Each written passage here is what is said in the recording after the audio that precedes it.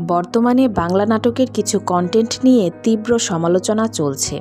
দর্শকদের একাংশের অভিযোগ, গল্প ও অভিনয়ের পরিবর্তে কিছু নির্মাতা এবং অভিনেত্রী অতিরিক্ত খোলামেলা উপস্থাপনা ও বিতর্কিত দৃশ্যের মাধ্যমে নাটকের মান নষ্ট করছেন।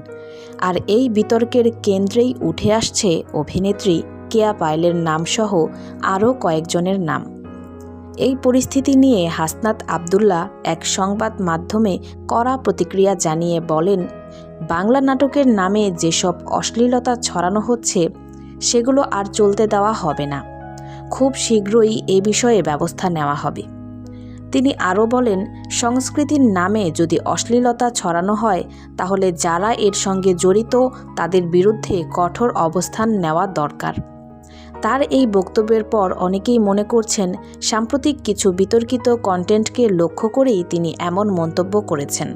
বিশেষ করে কেয়া পায়েলের কিছু সাম্প্রতিক কাজ ও উপস্থিতি ঘিরে যে সমালোচনা তৈরি হয়েছে সেই প্রেক্ষাপটেই বিষয়টি নজরে এসেছে। পাশাপাশি আরও কয়েকজন অভিনেত্রী ও নির্মাতার কাজ নিয়েও প্রশ্ন তুলেছেন সমালোচকরা। তো ভিউয়ার্স, এই বিষয়ে আপনার কি মতামত কমেন্টে জানাতে ভুলবেন না। সবাই ভালো থাকবেন। ধন্যবাদ।